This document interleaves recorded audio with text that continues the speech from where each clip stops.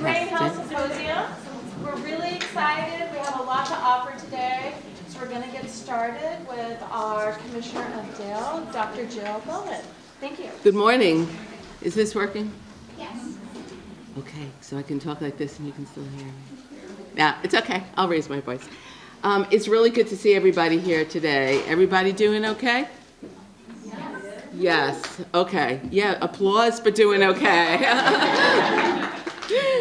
Yes, take every win we can get. So welcome everybody to today's symposium that I am very much looking forward to myself. It is, National Family Caregivers Month. I'm curious, how many caregivers do we have in the room? We have a few. Just have us do a little interactive stuff because it's really important to be interactive. How many Vermonters over 65 do you think have Alzheimer's? Just throw out the numbers. What? 16,000. 12,000. Somebody knows the numbers, I know.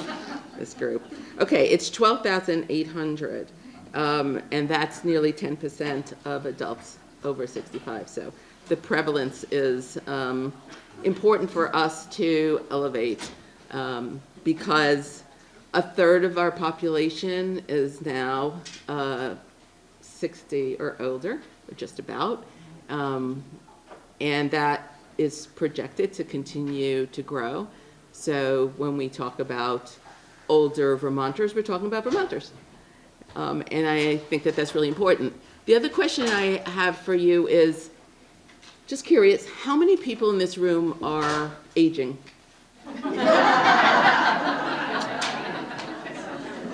Thank you. It's amazing because every room I ask that question and everybody is aging. By the time I finish my 5-minute welcome speech, you'll be older. So that is actually an important message for folks because, ageism is still very much alive and unfortunately well in Vermont as it is in most of the country. And people tend to think of older folks as others. Younger folks think of older folks as young, as others, and kind of try to put outside of their minds that they are actually aging every day. And so when we talk about policies and programs for older Vermonters, we're talking about policies and programs for all Vermonters. And I think it's important for people to think about what they imagine their older years will look like. So most people would like their older years to be joyous, to be filled with connection, to be filled with family, and to feel part of a community, and to have autonomy, and to have choice, and to have agency, and to be healthy, and to feel like they're part of something and have a purpose.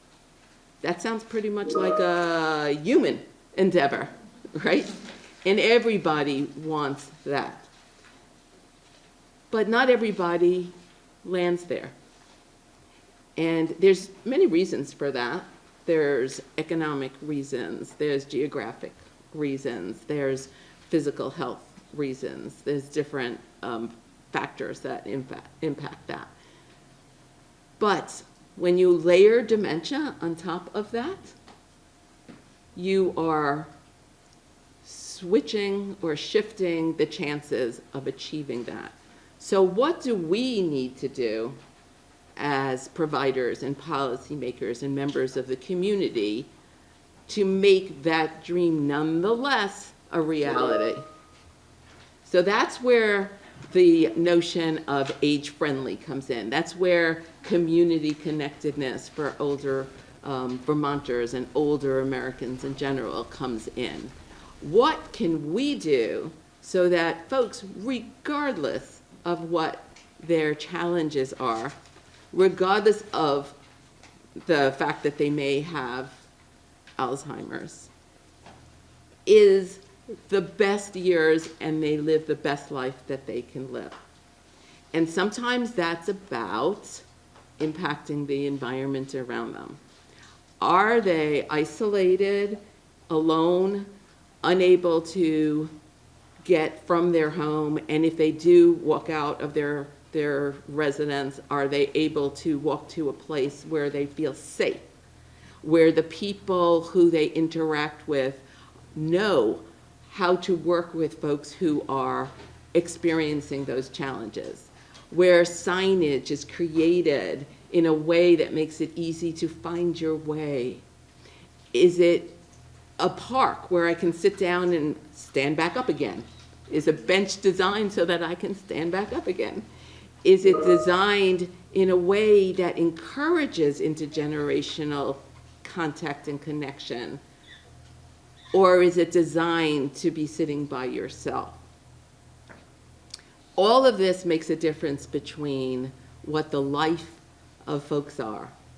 So when we say people are living with dementia, the operative word there is living. And that's where all of what we hear today and all of the work that we do, Age Strong, I'm going to ask you, everybody in here, have you looked at Age Strong? Do you know Age Strong? Perhaps you're working on Age Strong. Raise your hand if you are familiar with Age Strong. Okay, and so for those of you who are not, make an effort today at the end of this, or when you go home, or, I don't know what you're doing this weekend, but spend a little bit of time with Age Strong. Just click in there. That is a joint between the entire state of Vermont. That was an effort before I got here, because I'm here a year and a half as Commissioner of Dale. So I like to say it's amazing and awesome, and one of the reasons I was drawn to Vermont. And I can say it's awesome and incredible because I didn't contribute to it, so, I can just say that. But many in this room may have contributed. It was really, it's a multi-sector, multi-year plan, and we are in year 2. So we have lots of work to do, but it is a roadmap, and it can help us get to that vision we're talking about, including the way in which older Vermonters live with Alzheimer's. Now, it is National Family Caregiver Month, and Alzheimer's and dementia, and my mother had dementia and she has passed. So I do know personally what that feels like, and that loss is so much a part of that experience for the person who has that challenge and for the families. And it's, concentric circles that go out into the community. And it's addressing that loss and filling that loss with opportunities to have new experiences that are so important. But I'm going to ask you another question. It's not Jeopardy, so you don't have to answer it in the form of a question. But how many caregivers do you think we have here in Vermont? The unpaid family care. 35,000. 35,000. Okay. Ooh, you're not guessing. Okay. So it's actually 20,000. 29 million unpaid, total hours of unpaid care. And the total value of unpaid care is $773 million. So there is a big cost for families, for many, that is a loss of income that comes in.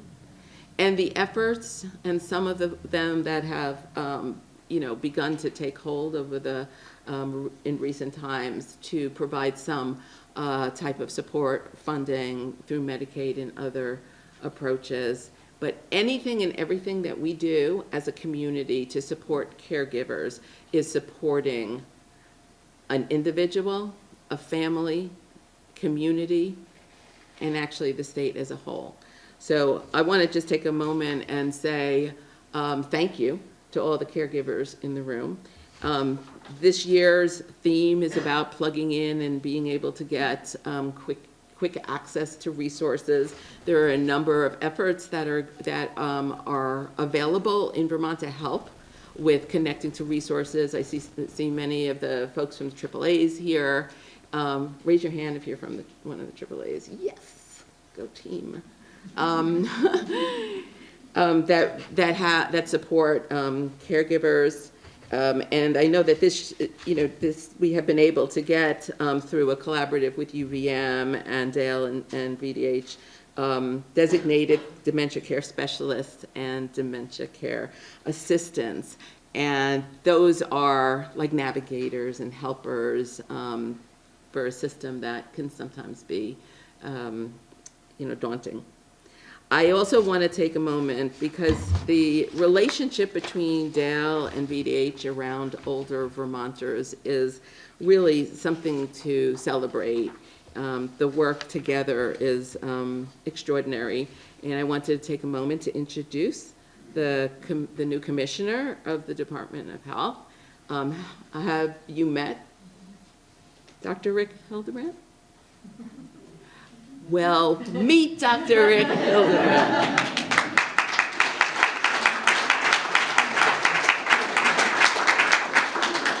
And we're not going to embarrass him, but he's awesome.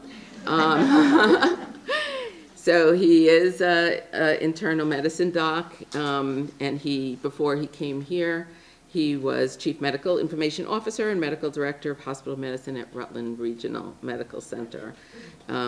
And so there is a lot to learn and to know about Dr. Hildebrand.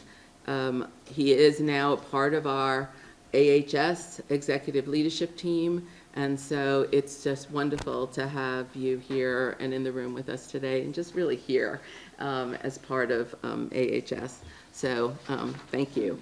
And now I am going to hand this off to another amazing individual. Isn't it great we have all of these fabulous people? Howard Goodrow, who is the Executive Director of the Vermont chapter of the Alzheimer's Association. Where are you, up there?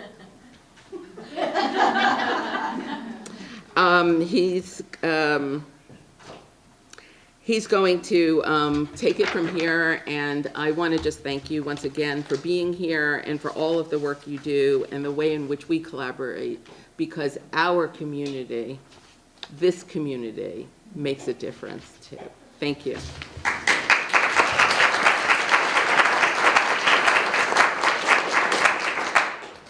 Thank you, Jill. And I'm very excited because I had no plans for this weekend, but now I know Age Strong is sitting there waiting for me to dive into.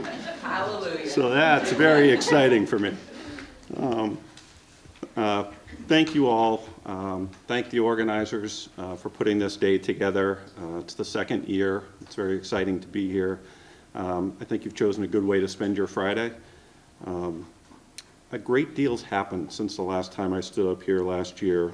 Putting aside many of the external forces that are making our collective job more challenging at times, we've been able to land a few blows against the Alzheimer's Association this year. Last year, we discussed the two new drugs that have shown to slow the progression of the disease by up to 35% in certain patients. At the time, the only way to get those drugs was to travel to an infusion site, possibly 2 or more hours away. By the way, that sound, an angel gets its wings.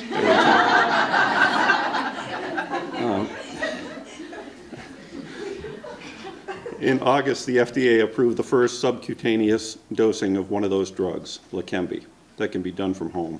This could be potentially game-changing in rural states like Vermont. The Alzheimer's Association's U.S. Pointer study released its finding in July. This was a 2-year clinical trial to evaluate whether lifestyle interventions that simultaneously target many risk factors protect cognitive function in older adults who are at increased risk for cognitive decline. Spoiler alert, it works.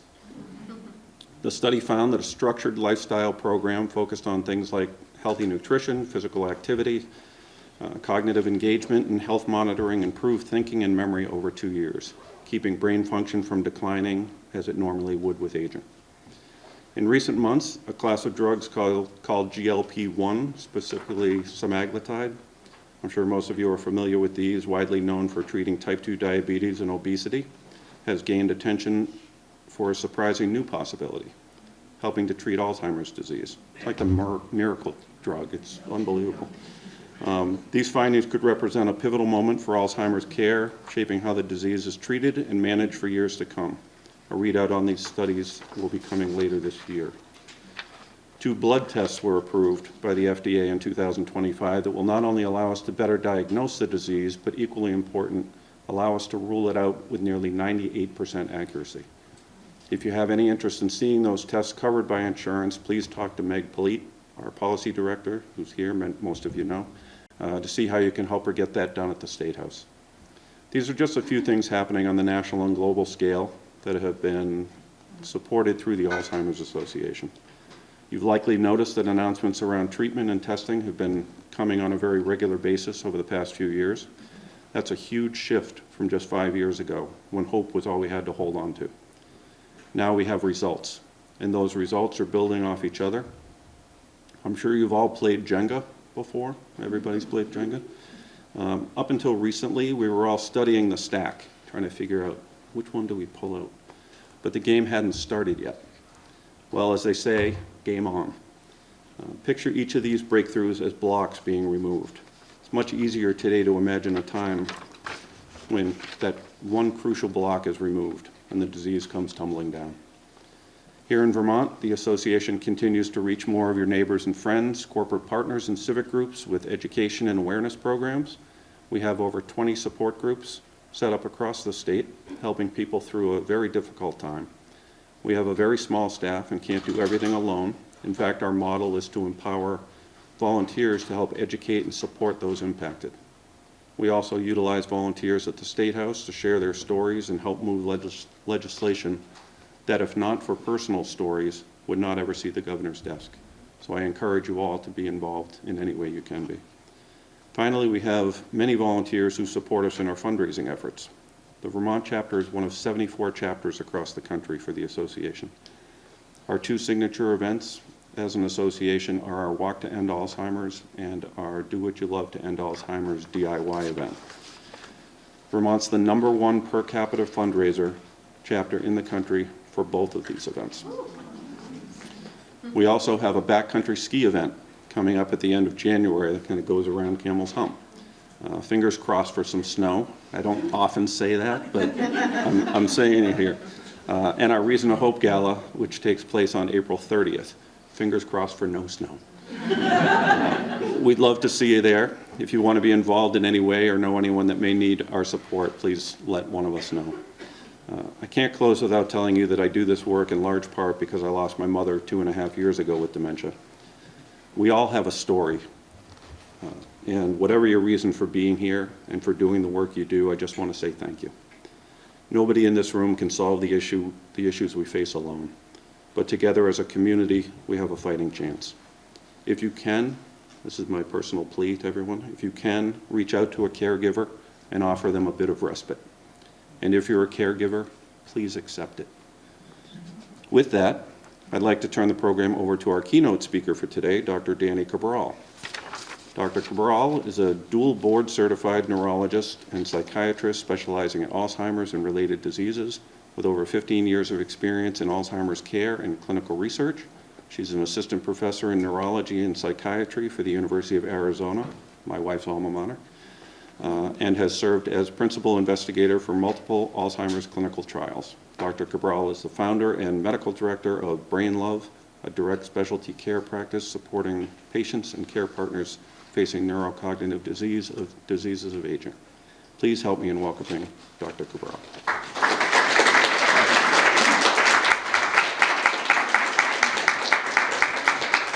Thank you, everyone. Good morning. You guys are really fun already at this early hour.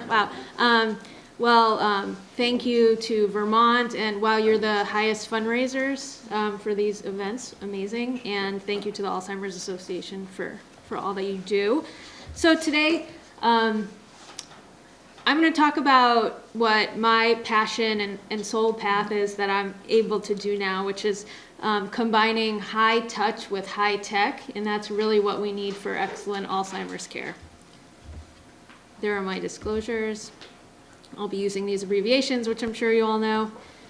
A little about me. So I've been in this field in general for 20 years. Started working for a hospice dementia program when I was pre-med in a big hospice in Arizona, and they were pioneering dementia care in hospice and palliative medicine. And what I saw was ultra high touch having a huge impact on people who previously were viewed as an empty shell. There's nothing left there. But in this setting, we were doing, which is more popular now, pet therapy, music therapy, massage therapy. These things weren't used readily at that time. And to see the way individuals who may have not moved or spoken for weeks lying in bed would start tapping their toe. They would open their eyes, smile. Like, these are huge changes, right? And so for all of us, maybe tapping our toe isn't a big deal, but that is massive. And also to see, that person would calm down, you could see it physically and energetically. And their family, what happened to their family, it was so therapeutic. And even if that happened one time, that changes their experience and their grief after, and they can feel like they did everything they could for their person. So that has informed everything I do in this field. And I went to Brown for my residency in neurology and psychiatry under working with Steve Salloway, who I know was here last year for the inaugural talk. And I always felt like the neurologists were missing something when it came to working with this population, and the psychiatrists were missing something. And so I thought I should just do it all and try to put it all together.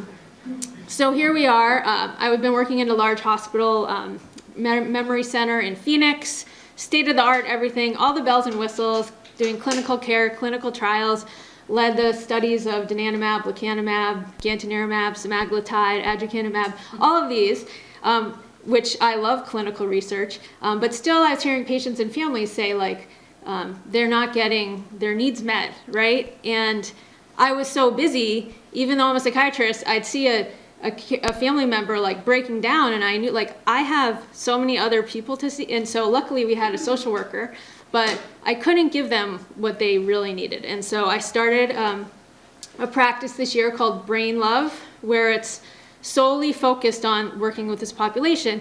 We see patients and care partners separately, and I'll talk a little more about that.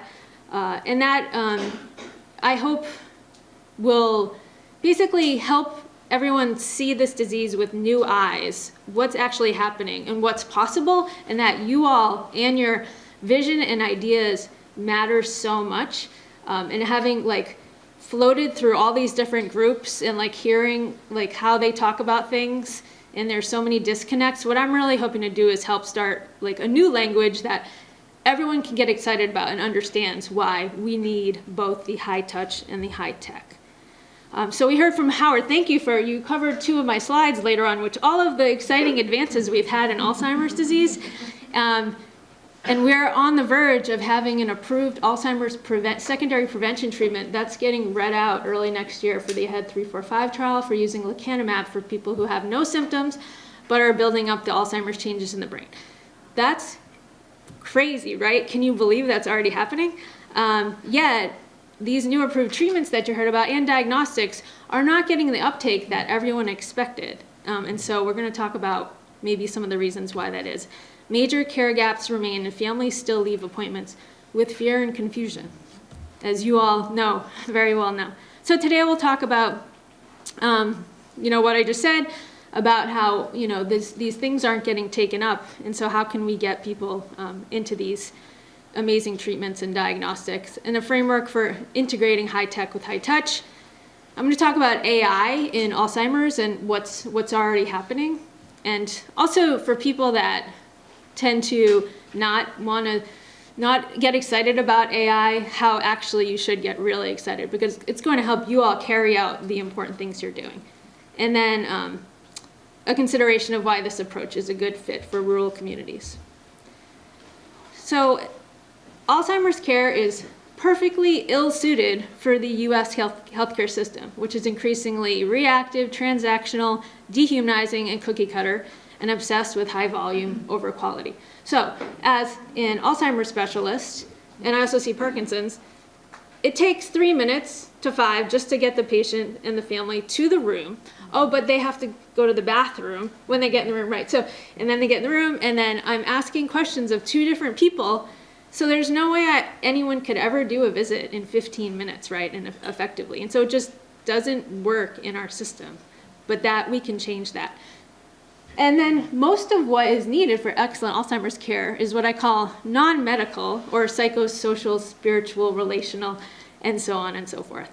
And there's this increasing disconnect between what these different groups are saying, what Alzheimer's researchers are saying, the medical community, the public, patients and families. So I'm hearing all these things, and you probably know, if any of you go to the Alzheimer's conferences like the AAIC, like everyone's so excited, and you know, the companies that are making the assays and things are like salivating, like we're gonna get everyone diagnosed and it's gonna be great and it's gonna fix everything, and like it's, and I just, now that I'm like out in the real world more, it's like, no, that's not going to work, and it's not working. And I think primary care providers know well what it really takes to care for people, and maybe that's why they're not running to get everyone diagnosed. So I'll talk more about that. And then oversimplification of messaging. Calling an Alzheimer's diagnostic tool simple is completely inaccurate. So yeah, we can, so there's so much room for improvement, and you guys are going to take the lead on that. So let's break down this. The way I think about it is excellent Alzheimer's care is, with the current technology and treatments, 15% medical and 85% non-medical. But you need both. So the medical are the things we know, the evaluation, the diagnosis, the treatment. Now we have anti-amyloid therapies, risk factor modification. And then there's that 85%, that psychosocial, spiritual, relational, community connection, care partner support, thinking about care from a dyad perspective. Now, what I see is that people, these two tend to be at odds with each other, and people who have one or the other tend to struggle more than those who can access both of these areas. And so I think of this as the medical is more the high tech, and the non-medical is the high touch. Non-medical, there's a lot. And this is a journey, right? A diagnosis doesn't just happen in one visit. It usually takes at least a year from my perspective for everyone to kind of settle into it. But then it evolves and it's unpredictable. But for those of us who are passionate about this field and you've been in it a long time, we know how to get from people what they need and support them in those, as time's going by within this large group of tasks. Now, as treatments and diagnosis advances, maybe the non-medical percentage will decrease, like in, say, cancer, where people are getting treated, cured before there's any symptoms, right? So they may not have so much grief and mindset work and ripple effects in the family that need to be addressed. So I don't know if these percentages are true, but there will always still need to be the non-medical. But when we can diagnose at age 50, clear out the amyloid and the tau and many other things that are going on, and get people on a multimodal lifestyle intervention, well, that would be amazing, right? I already kind of alluded to, so why don't we get this 85% built into the healthcare system? There's a training gap. Neurologists are not well versed in this psychosocial care. And it seems like neurology attracts people that maybe don't even really like this kind of stuff sometimes. So we like to sit in the room and like talk about, like break down, like, well, what kind of aphasia is it? And like, could this be PSP? And everyone gets all excited. But then when you go talk to the patient and family, they're like, okay, like social worker, please like talk to them about like what's actually happening. And then you hope that they hear what the social worker is saying, because then they're gonna not know what's going on and not have clarity. And there's a lack of clinical resources and support. So not to hate on neurologists entirely, because I am one, but they're in a tough position because by the time the patient sees them, they're usually at a breaking point, and they really don't have much to offer, as they're telling you, and that's not their fault, but they want to help. There's a payment gap, of course. There's very little reimbursement for the non-medical. There's the Medicare Guide program. That seems to be a positive advance. They're giving it 8 years to find out if it's going to work, so I'm too impatient for that, but we'll see.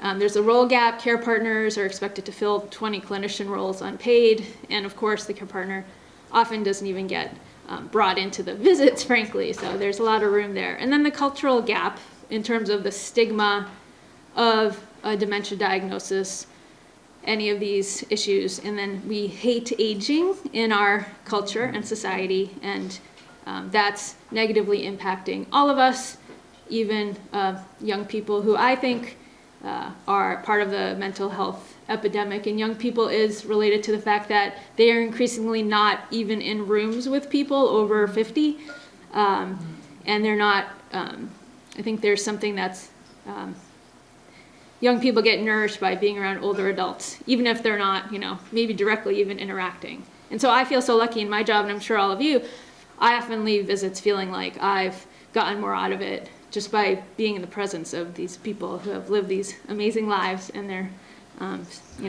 still so vibrant. So a little about the Guide program, as you probably know. So this is an 8-year demonstration project to see if some support for caregivers and trying to keep people in the home longer with things like dementia care navigation, senior living communities, home health agencies getting funding through Medicare for these services. So we'll see if this shows that it causes, they wanted to show decreased costs ultimately, decreased hospitalizations, unnecessary medications. So we'll see if that pans out. It's tough when you're fitting, again, the fact that it's ill-fitting, this disease, for the healthcare system, and then trying to fit it into the way we work our healthcare system and how we show value. I hope this shows that it's successful, but I'm not sure what will happen. Average wait times to see a memory specialist. So it can take years to see a memory specialist, and the way I've calculated it is by the time a person is willing to go and then gets to see a specialist, it's about 8 years, in Arizona at least, because it usually takes like 3 to 5 years just for the person and the family to decide to tell the primary care, and then so on and so forth. So this is a recent RAND report that was put out, and you can see, so Vermont's on the better side here technically, but and this could be geriatricians, neurologists, or geriatric psychiatrists. And as I mentioned, by the time a person gets in, it's usually, the family that's often bringing them in. Symptoms have progressed, care and costs have increased, greater care partner stress, overall needs are greater, crises are imminent or have already happened, and so when they come to see me, the care needs are not achievable, or the expectations, like they're like, I hear, families say, okay, I finally get an appointment with a neurologist, and then, you talk to them 6 months later, and they're like, they feel worse. It's sort of, it's demoralizing what happened.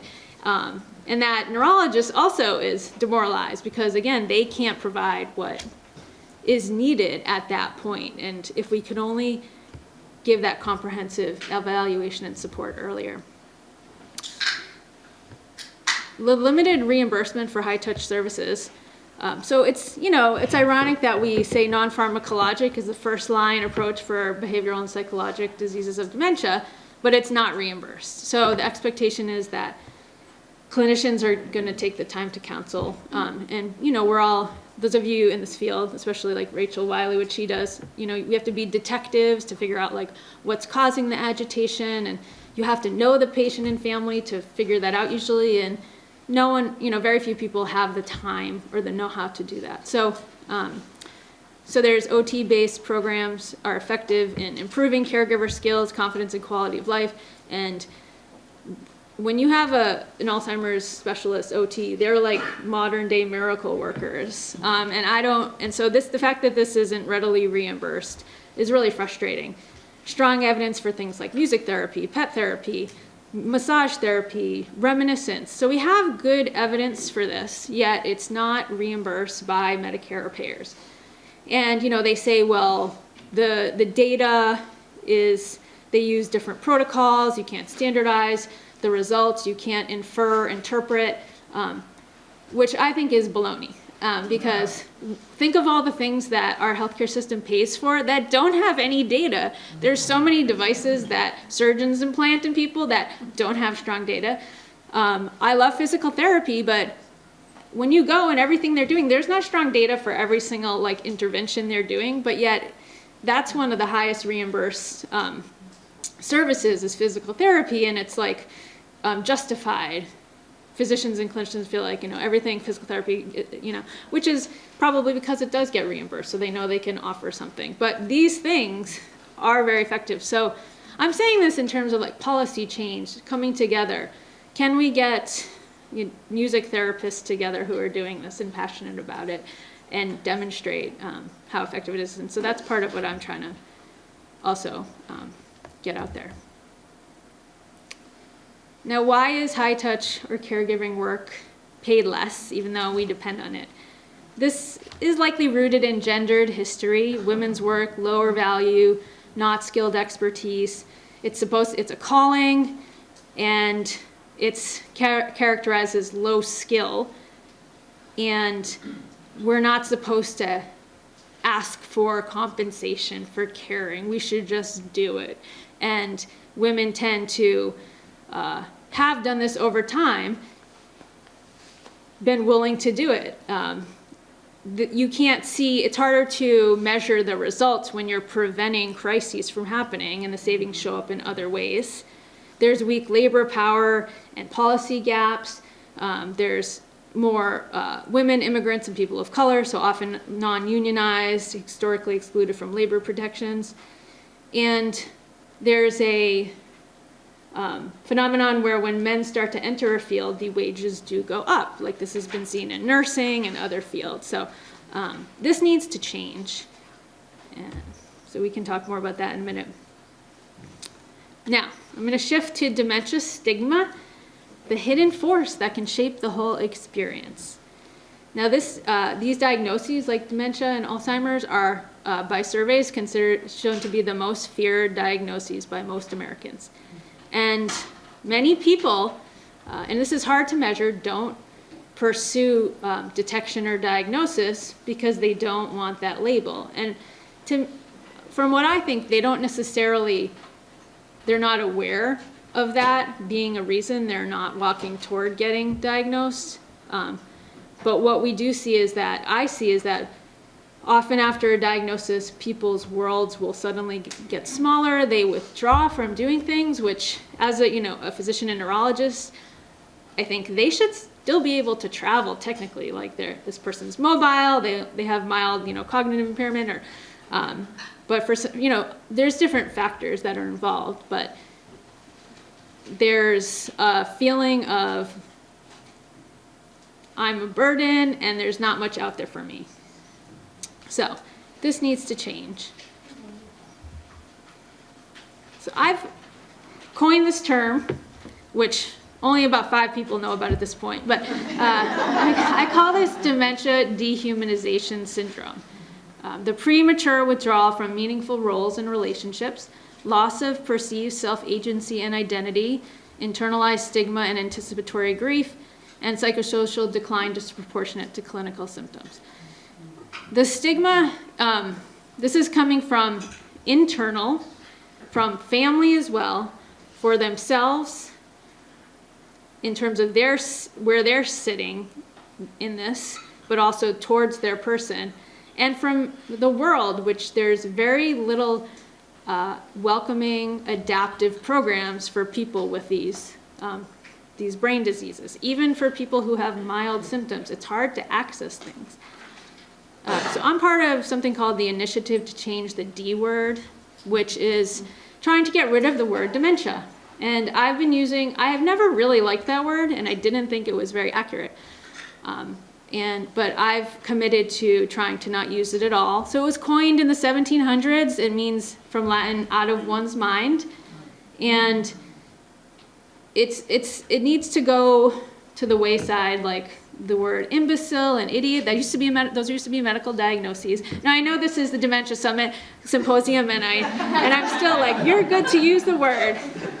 It's really hard, to not use it, because that's, and I know we're not intentionally projecting that, but there are people that, as we get older, they say, I'm not going to willingly, voluntarily get that put on my record and then be subjected to all of that. And I think those people, I can relate to that. They're really strong, and they're still living their lives. They're still getting out there. So what you might say, well, what should we call it? Well, that's a whole other conversation. I'm happy for us to brainstorm what we should call it. Now, what all of this looks like in real life is get the diagnosis. This is happening, as you know, right now. Follow up in 6 to 12 months. So then the world gets smaller, the patient and care partner, the family, they fade away from their beloved activities, communities, relationships. The family becomes the care team, takes on many roles, and then the care partner becomes chronically stressed, and often healthy behaviors and overall health declines. Meanwhile, Alzheimer's science is progressing rapidly, and all the researchers are cheering that now we have effective treatments and we can diagnose so early. It's amazing. And here we are. We already heard, thank you to Howard, all of these advances. I think this is just really nice, the way this is laid out from 1906, when Auguste Dieter, her brain was viewed under the microscope by Dr. Alzheimer and found these amyloid plaques and tau tangles. And now you can see, I added to this, more recent since this graph came out, but even brexpiprazole was approved for agitation due to Alzheimer's disease. So many exciting things. And so we're moving, if you see on the bottom, we're moving from a clinical defined diagnosis to a pathologically defined diagnosis, so biologically driven. And you've probably seen a graph like this. So the change from the x-axis, we're going from cognitively unimpaired to preclinical Alzheimer's, which is when there's no symptoms, but the changes are building up in the brain, to mild cognitive impairment, to more cognitive impairment that's functionally impacting the person. And we can see the amyloid levels are building up. Oh, I just realized I have this pointer.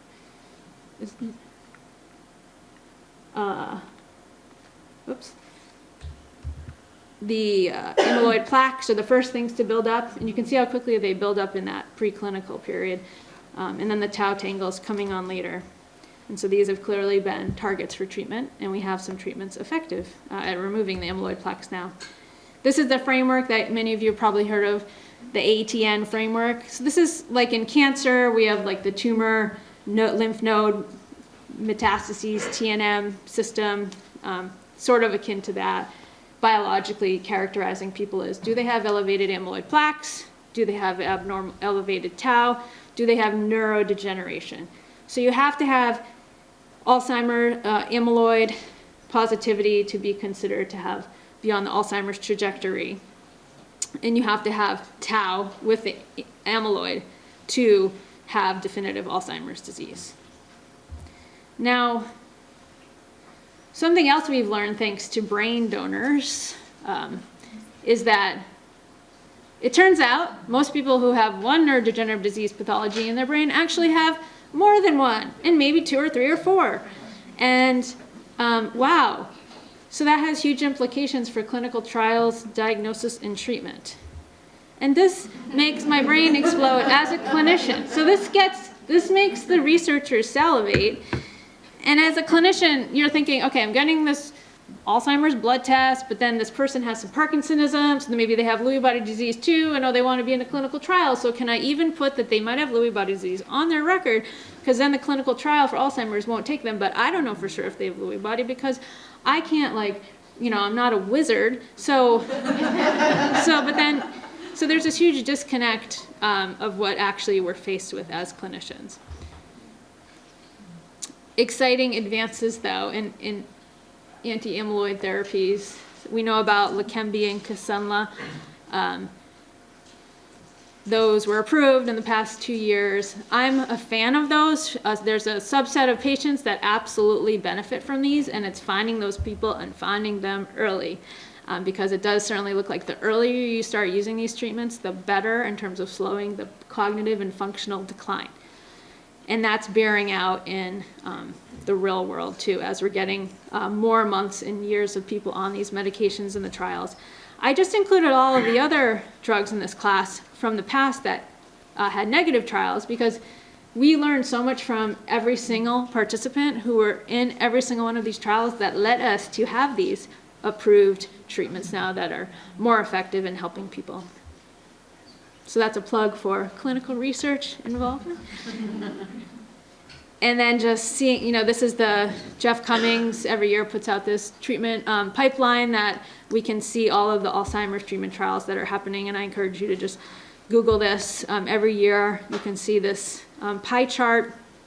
And there's 182 clinical trials assessing 138 drugs right now. All right. Let's shift to AI and Alzheimer's care key innovations. Can you tell me, how do I get the pointer on here? Is Let me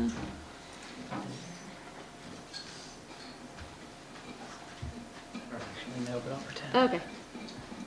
Oh, no. Do we have to pull this out? Maybe that's... That could be the answer. Yep, it's that little button right there. Okay. Good Go one. ahead. Thank you. Team effort. Okay.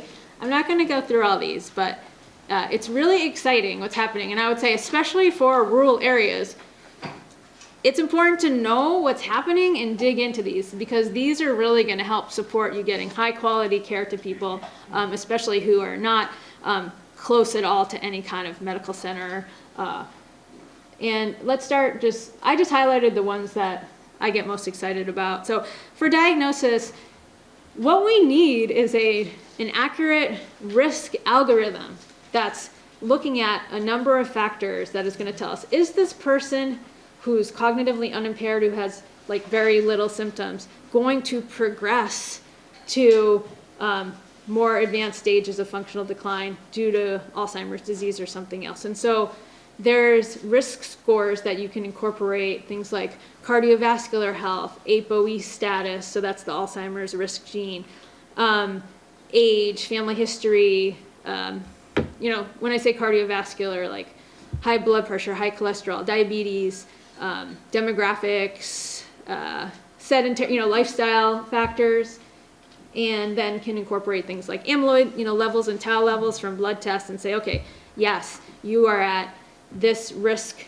group, not like a yes or no, which is an oversimplification. It's never going to be like that, but it's like you have a, you know, 65% chance of progressing to mild cognitive impairment within the next 3 years.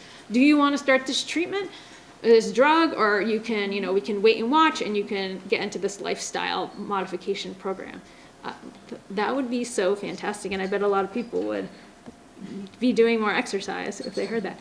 And then treatment, so forecasting disease trajectory, data-driven subtyping, so things like, could this be Alzheimer's with Lewy body disease? If you have anyone you know that's had quite a rapid progression from what they were diagnosed with Alzheimer's disease, they might have had a mixed Alzheimer's Lewy body disease. That seems to be a more malignant course when people have both. And this is based on looking at brain autopsy studies, and we can look back at their clinical data and see that that's what's happening.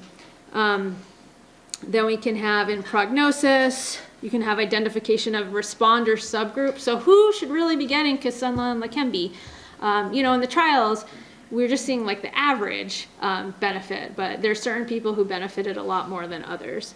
And so we can find out. And then ARIA risk prediction. So ARIA, amyloid-related imaging abnormality, is that risk of brain bleeds and swelling from these drugs, which sounds scary, but actually it's very manageable, and we catch it usually before there's any symptoms. But this way we could determine, well, who's really are you at high risk of that? And that's very meaningful. Say if you're 80 years old or 85 and you have a pretty, you know, full life and you're pretty healthy, and do you want to take that risk of these drugs when, if nothing else intervenes, maybe you could live till you're 100, like, and if you do, take them and not progress. So it's, this could be helpful. And then care delivery, I think about how can we connect care partners more with technology that can help them in the short term. If they notice their person's had some kind of change and they're worried,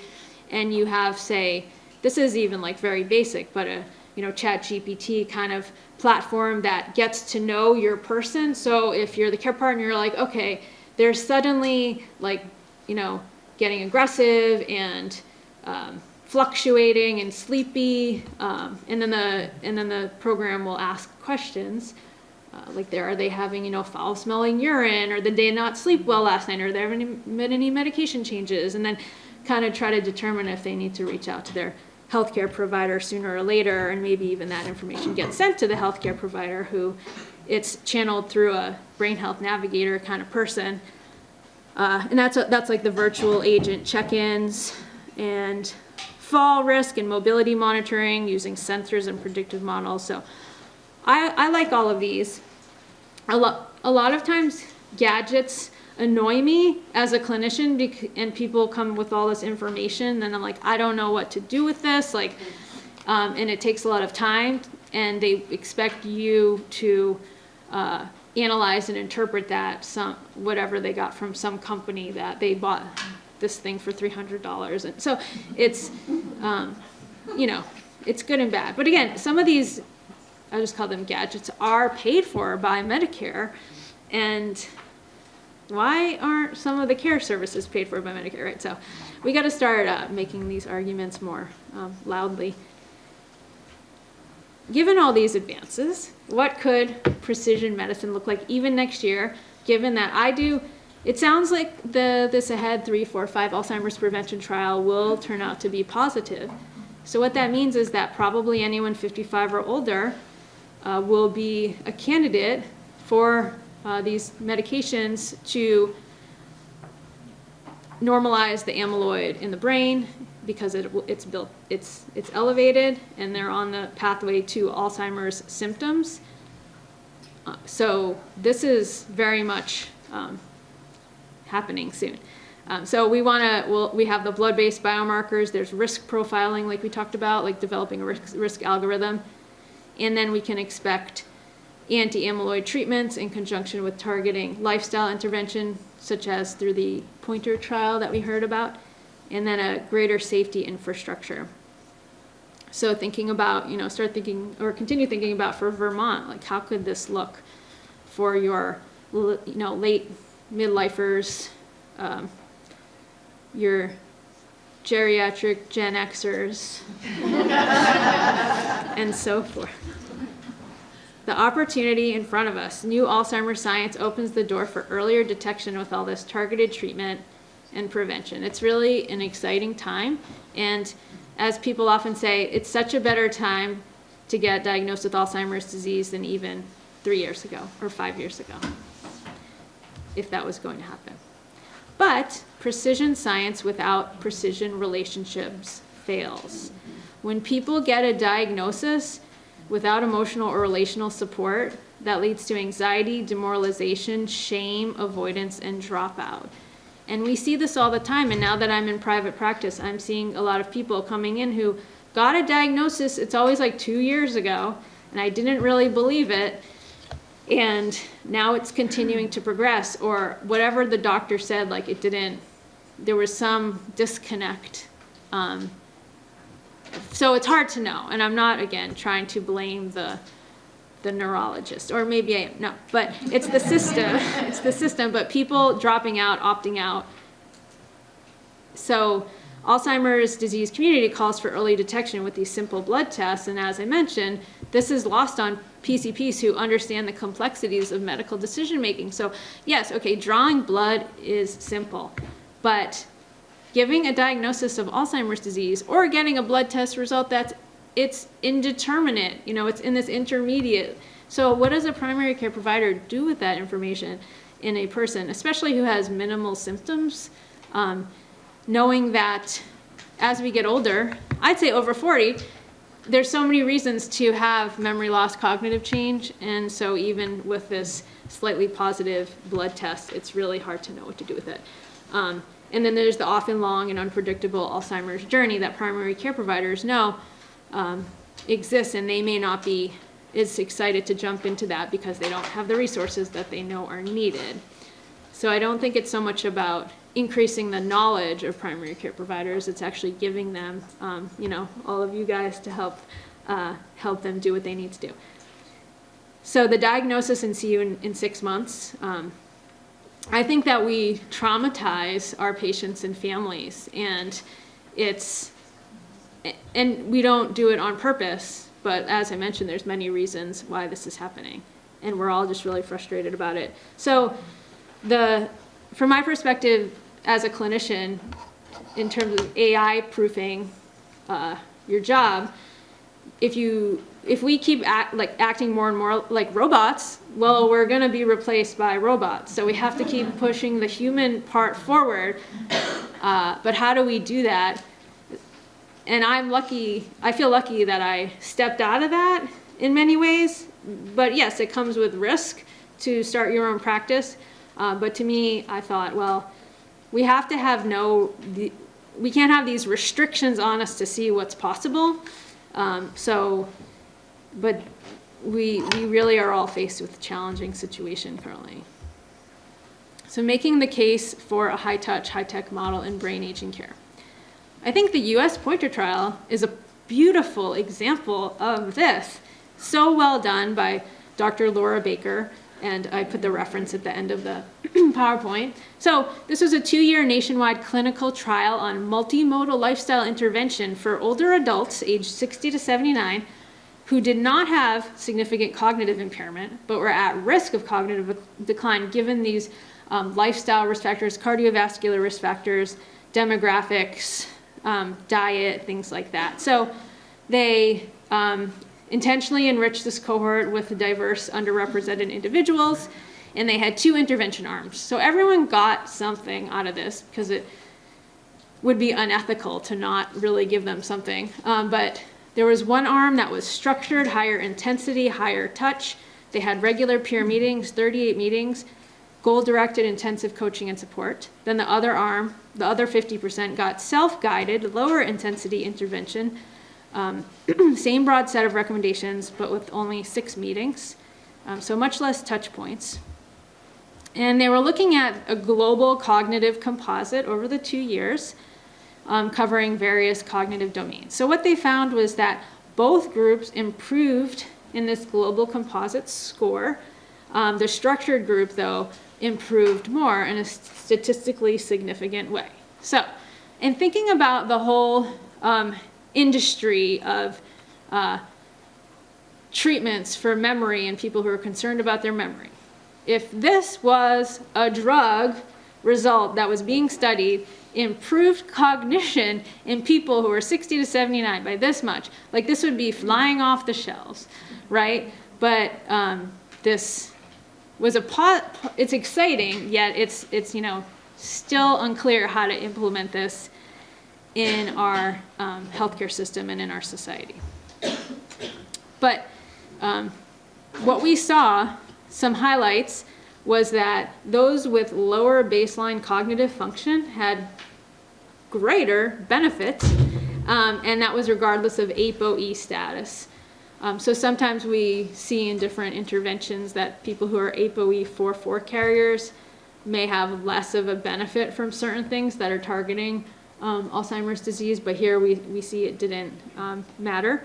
But that kind of those who were higher risk, worse off, higher risk of going on to develop Alzheimer's symptoms, had a better benefit from this multimodal lifestyle intervention. And so this could make a big impact across populations. The big take home here is that a high touch, high support, high structure program really helps people. And how do you make that happen? Well, Rhonda, we were just talking for 5 minutes, and she has a million great ideas for what Vermont should have going on. But we talked about how do we get this high touch, high structure system in a cost-effective way? And I think an untapped group of workers are students and young people. And thank you to Marissa, who I just met earlier, who's getting young people, wherever you are, excited about, there she is, about being in these fields. So young people may not even know that this is such a great field, just working with aging populations, because they're just not around older people, and it's just not the normal thing to do. So we have to make them aware and give them these experiences, and people who are going to health professions really want to get just any kind of exposure. They're so happy, but you have to give them structure, right? You're not going to let like a 19-year-old just do whatever they want, like when they go meet with the patients and families. But they're also going to be more knowledgeable about tech and AI, and so they can carry out some structured systems and be the nudgers and the following up on these personalized treatment multimodal plans that happen. And so let me know how that goes.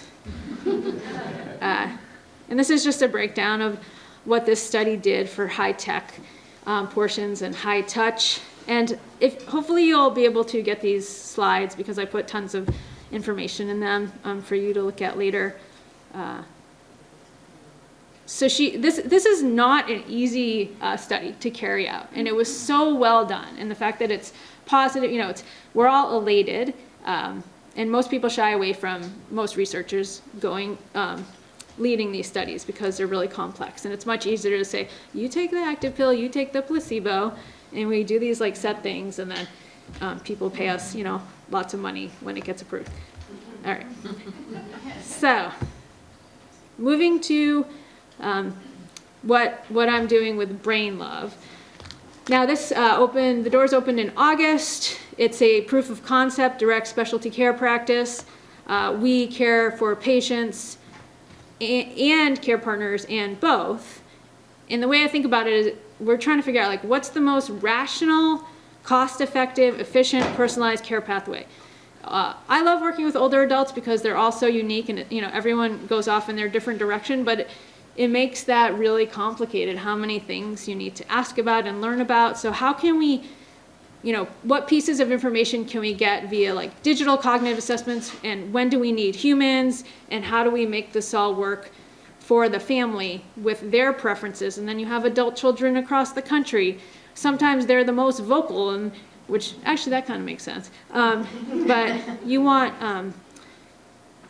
how can we get people's needs met? Because when, especially when I was in my, regular hospital job, when I have a family member calling me in crisis, and it seems like it's more their crisis than the person, like my patient, right? It's like, I don't have time for this, right? And I don't, right? But like, that's not okay, because that can actually lead to just for the whole family, right? Because maybe that's the person that drives the ship. So by dismissing and discounting that person's concerns in their moment of need, it can just blow up. And then you lose the whole family, even though like I've worked so hard for 2 years with this family. And so that we have to like figure out a better way for that. And there's so many people and technologies that we can incorporate. So we have an interdisciplinary team. We have myself, we have medical assistant, we have someone called a brain health advisor, and did I say neuropsychologist, recreational therapist. We have other partners as well. It's not a one-stop shop. There's just way too much to do, and we don't have the expertise to do it all. And there's so many amazing agencies, people, companies doing great things. And what it's about is the patients and families trusting us, and us giving specific recommendations at the right moment. Okay, you need a in-home care companion. Okay, these are 3 companies that work in your area that I know, like, and trust. Call them. It's not, here's 3 pages of, companies, start calling them, and good luck. And actually, you don't even need that right now because you have mild cognitive impairment, and you guys are, you're still working, so you don't even need that. So it's like the timing has to be right. We have 3 membership options, so the patient only, the care partner only, or the dual patient plus care partner. The care partner is where I'm basically their psychiatrist, mental health, well-being. It's a holistic, comprehensive discussion, but certainly geared towards their care partner role and grief and resilience related to that. And then we have dual patient and care partner, which that's, at this point, it's all older couples where, I don't know if it's a coincidence, but it's the wife has moderate to severe functional impairment due to Alzheimer's and the husband is the care partner. So just some things that are different about what we're doing, and I'm doing this based on my years of experience. We do a virtual orientation with the brain health advisor about our model. Then I think this is a big difference that how we're doing things. So we have our neuropsychologist do a virtual brief cognitive assessment, and it's about 90 minutes long. She does a clinical dementia rating scale, a MoCA, and a PHQ-9, and she takes a great history. And she's really wonderful with the patients and families. So even for people who have test-taking anxiety, or they're just, they're scared about what's happening, she does a great job. And so when I get her report, it's so amazing, the information I have, whereas before, when I'd first meet people, it was like, I just asked, it was just so many questions I had to ask, and I couldn't narrow down and focus what I was doing because I needed to get so much information to try to figure things out. I think about, could I just have a digital cognitive assessment where they get an email and they do, a 15-minute or a half-hour long assessment, and then I get that report? And to me, no. The information I'm getting from this neuropsychologist is really important. And then at that point, we've staged or given a first attempt at staging. And to me, staging, is it mild cognitive impairment? Is it mild, moderate, or severe dementia? The new terminology is stage 3, 4, 5, and 6 through the Alzheimer's Association recommendations, so we're starting to use that. But if someone has moderate to severe, I take a different approach entirely in the visit and use that time much more wisely than asking them in-depth details about specifically, their language impairment if that's not really impacting their life. So then when they see me, I do what's called the brain tune-up. And so this, Rhonda and I talked about, some places are starting to think about doing something like this when some people hit a certain age. So what we find is that there's so many reasons that people can have cognitive impairment as they age, and most of it's not Alzheimer's. So there's sleep, there's mood, there's alcohol use, there's lack of routine, there's physical activity, there's stress, there's managing your medication. Just to pop out a few of these that make a huge difference. Most older adults with any cognitive impairment are not taking their medications correctly. So your family member who's living alone is probably not taking their medications correctly. It's not their fault, but to get people on track, you see them next visit feeling better, more energy, thinking better, right? That alone. Then there's all these other things you all know. But to take the time to give personalized recommendations on things for people that you can tell are impacted by these, just like the Pointer trial, they are thinking better after you address those things, right? And so concurrently, we're doing maybe the Alzheimer's work up in biomarkers, but then you're getting buy-in too because they're already getting benefit. And couldn't we all, when we turn 55, get more excited about a brain tune-up than like your Alzheimer's screening? Yes, right.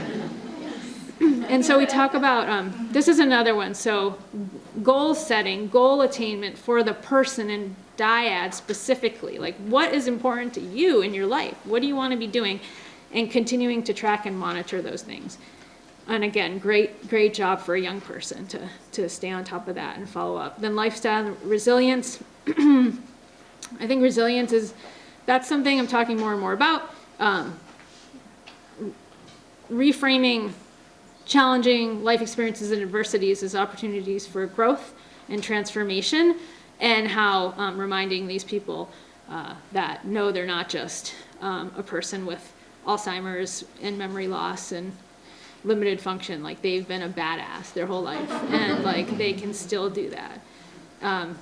Okay, so then diagnosis and recommendations. Oops, within that all. So then just the care partner is focused on, similarly the mental health and well-being in a different angle that we take and also in talking about their lifestyle and how they're going to give themselves and I give them permission to like take a break when they're, you probably know this, a lot of care partners, even if they're out of the house, they don't take a break and they're continually stressed. And so not blaming them, because that makes sense, but how do you allow yourself to actually get respite is important. So there's a lot that goes into that. And then, so we're trying things out. This is proof of concept. We have a recreational therapist, we have OT consultation, we have the Resilient Care Partner Training Program. We have, I just am including personal trainer consultation. A lot of people say, okay, well, I'm kind of like, I don't know how to use weights, and I don't just totally get it. Like, so this person can do like a really nice consultation and give them recommendations and sends them videos. He works with older adults, so he knows, well, you know, what they need. And then just with the care partner, exploring mindset, grief, ambiguous loss, identity, and role change. And then I can, I'll prescribe medications if needed. No one really has, I haven't needed to do that at this point, but, it's probably in the water anyway. Like, we probably have one of these antidepressants in our water supply. So I probably don't need to. But I think the point is here is, because I personally have an interest in grief and working with that, I don't expect neurologists to, but what we need to, what these specialists need to do is know the value of that and have a team member that is an expert in that.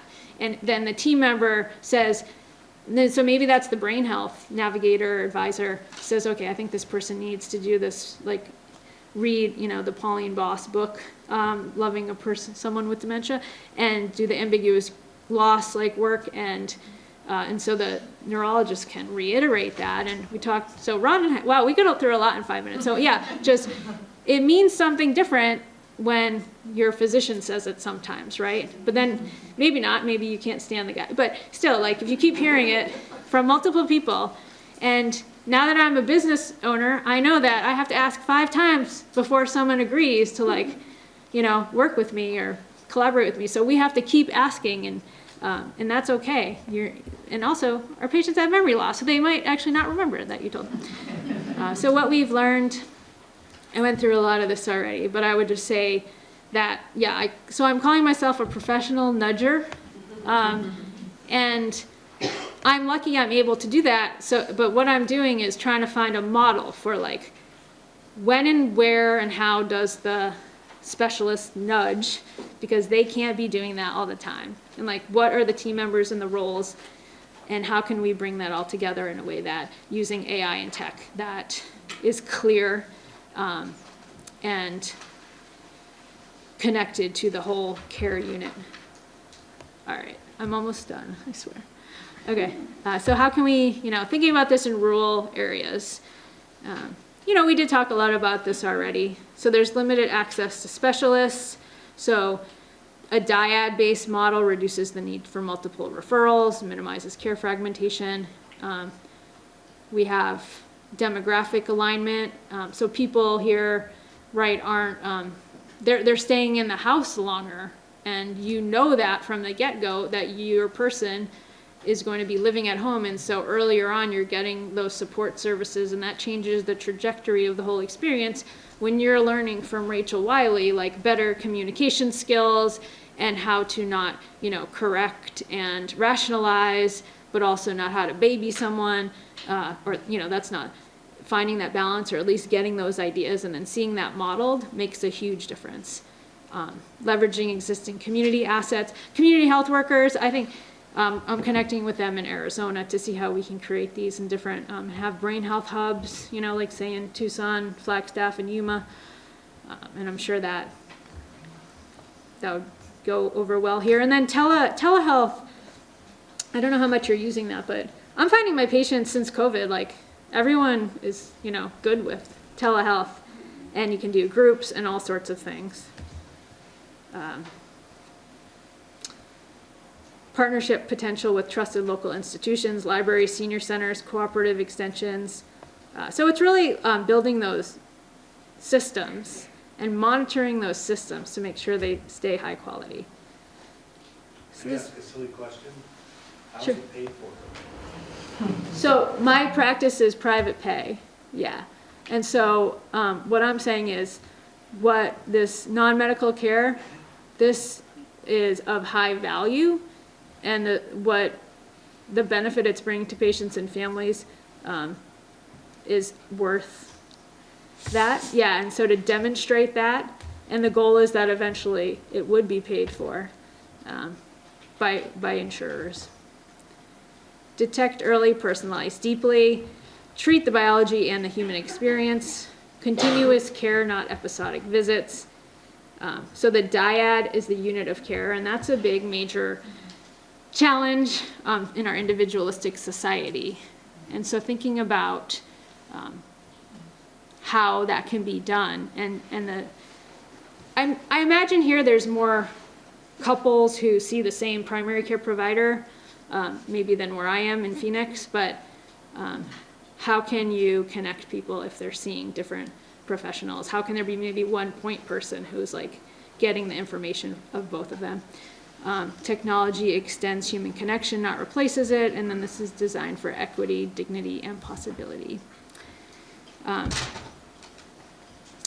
Yeah, so ultimately,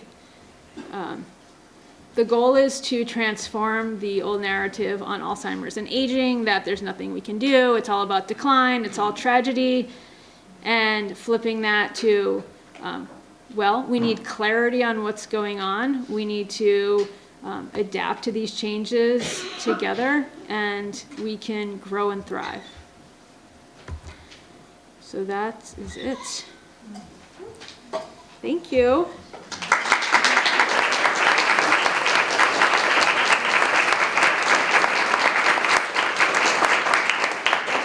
I'm not taking questions now, am I? I think there's time. Yeah. Do you want to help facilitate questions? Or Rachel? Actually, I think it was Rachel. Yes, I'm happy to. Okay. You're already rock star. Yeah. So on. You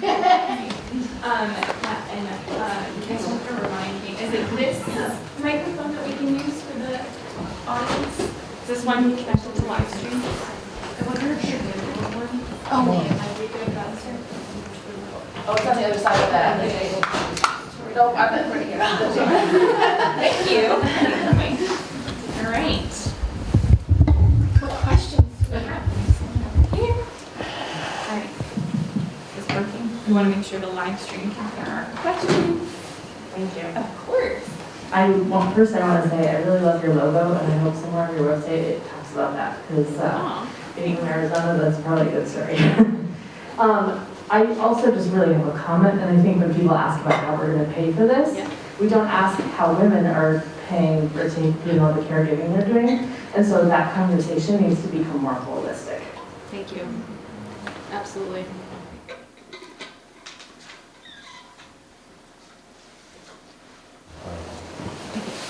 Okay. Sorry. This could be a broad question. How do you, actually I can, so I'm a case manager and I deal with a lot of different clients throughout the day, and I run into clients who may not have a dementia diagnosis, but are experiencing cognitive decline. Do you have any suggestions on how to support people that are also dealing with mental health on top of cognitive decline? Because I like your, I like your model here where you're dealing with dementia through the science and also through the important social components to touch, as you would call it. So it's harder for my client to get involved with the social connections because of their mental health. So I don't know if you've experienced that throughout your studies or your, just being a clinician. Yeah. Like how to access that or not access it, but something that may have worked for them, like to get them connected.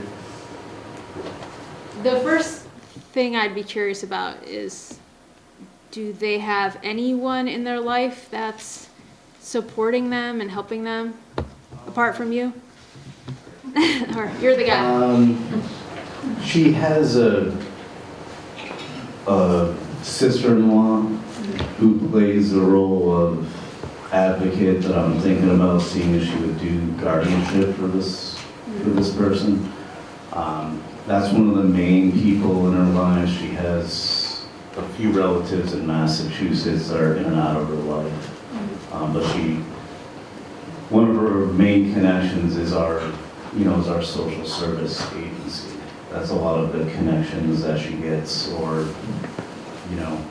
sometimes going out in the community and talking to different people, but there's also this aspect of she can only do this on her terms and for so long and so much.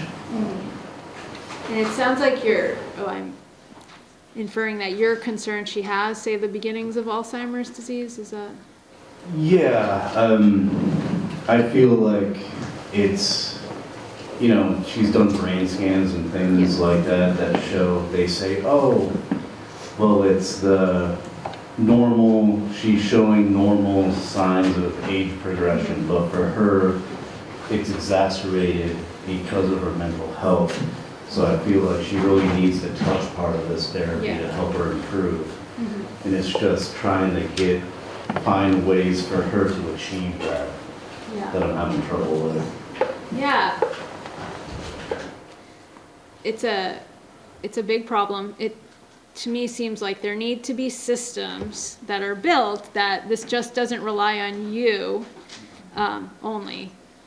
And even spreading the net to other agencies that, like the Area Agency on Aging, for example, Alzheimer's Association, getting individuals or groups from there who are on board with her and what's going on, and then with her doctor or healthcare professional, having them do a brain tune-up, sort of.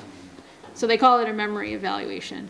And as much as you can, and you're able to accompany her to that, and if she's afraid to, or she doesn't, she's intimidated by that, I usually say, there's so many reasons we can have cognitive changes as we age, and there's some of them are really easy to fix, and you're getting this evaluation, they can help with that and get you feeling better and thinking better now.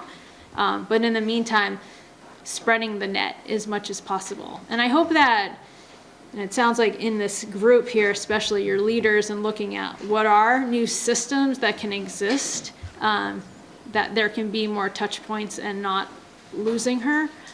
Whether or not, with the mental health issues that, and I'm not sure exactly, that could be a number of things. That adds a whole other element. And if she's living alone. So you have a lot on you right now that I think you need other agencies. And I actually welcome other people to help answer that question that may be dealing. I know it's a very broad and kind of weird. No, I think that's actually common.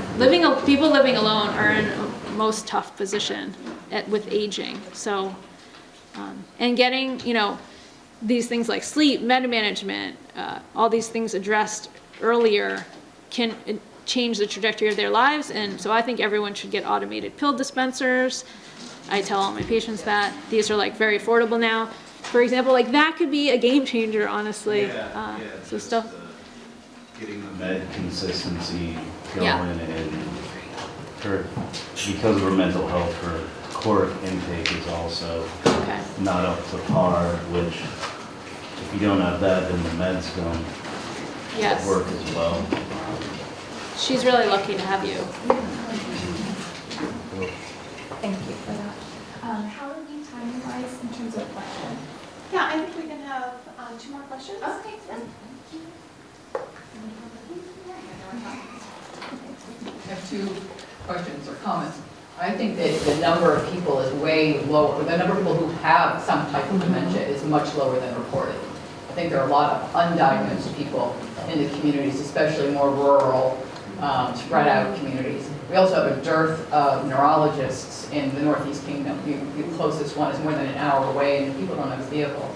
So I think that the number of what was it, close to 13,000, that's low. Too low, yeah. Yeah, and then the second thing, I wondered if there was any particular research that is being done on people with early onset Alzheimer's disease. I know there's a lot of work that's been done in South America because of those genetic families, but I didn't know if you could comment about that population particularly. There are studies being done at WashU in St. Louis through their Diane TU Dominantly Inherited Alzheimer's Network, and they are studying actually an anti-amyloid plus an anti-tau medication combination in individuals who have, it's presenilin 1, presenilin 2, or amyloid precursor protein mutations. And what I've heard, the preliminary data, is that people who are starting these, they're starting them before they have any symptoms and even before they have elevated amyloid. They may be 25 when they're starting these medications. And looking at over, it seems that people who should have developed symptoms by modeling, they're 8 years now with still no symptoms. So they had the add-on, the anti-tau added on relatively recently. That's a newer development. But for that group, anyway, it does look promising. And are those meds applicable to people with later onset Yes. Alzheimer's disease? Okay. Yes, and it's essentially this early onset autosomal dominant young age presents an opportunity to see people who are going to progress much faster. And so while they're different than an 80-year-old, they can be translated broadly. Great question. We can do one more question.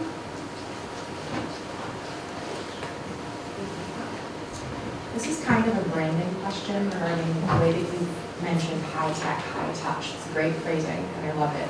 And this medical, non-medical issue is, I think, prevalent across all sorts of areas. And you looked at like ahead 10 years, ahead 20 years as we look at that division being different, right? Like we're going to have more medical access as these things get translated to practice.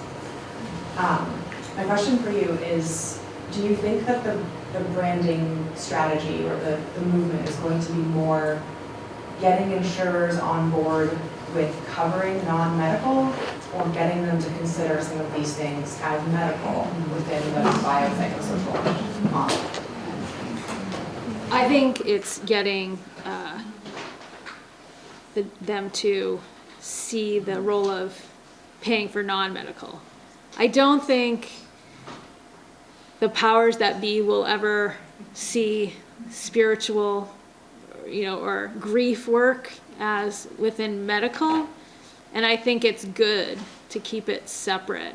And I've thought about, why should Medicare pay for something like that? Or like, where does that end and other funding sources begin?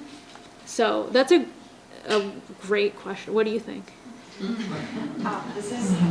getting my PhD in translational science, so this is actually very much up my alley, but it's a big question of like, how do we consider rephrasing and reframing in order to get buy-in, especially from an insurer, saying, no, this has a medical impact and therefore that's why you should care, versus the harder work of saying you should care about the whole person. And so that's kind of the basis for my question of like, when you're targeting that as you have a private practice, how are you going about saying, here's the high touch and here's where it fits into a more medical model versus that you added more biopsychosocial, relational, connection model? Yeah, I'd love to keep that conversation going. And I would say something I've learned from people coming in is they don't want to talk about usually any of that non-medical until they have clarity on what's going on. And yes, this is a select group that's coming to me to get clarity. But when I brought up, I brought up rec therapy like too soon once, and they're like, I don't care about rec therapy. Like I want to know what's, and I was like, okay, like good point. So that's another piece, is the timing. I have a comment to just continue the conversation a little bit. Yeah. I work in primary prevention, and we need to change, I work in primary prevention, and we need to change the understanding of, if we do these things beforehand that are not necessarily medical, we don't get to a point where medical needs to intervene, right?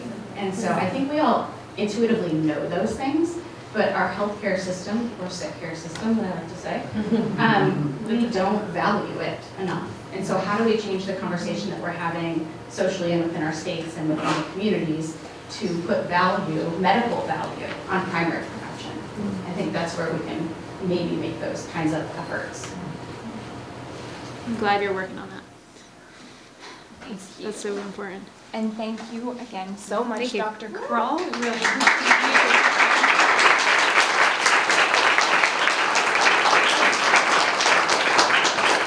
While we get set up for the panel, I realize some of you may have had comments or questions that we have pieces of paper if you would like to write them down. If we don't get to your comments or questions today, what we'd like to do is reach back out. Any information we can provide related to what you're interested in and/or build into our next symposium and education sessions next year. So if you would like, just help yourself to, I have a taker here. Great, so just please help yourself to that. And panelists, you can start to come up. Do we know how to put that screen up?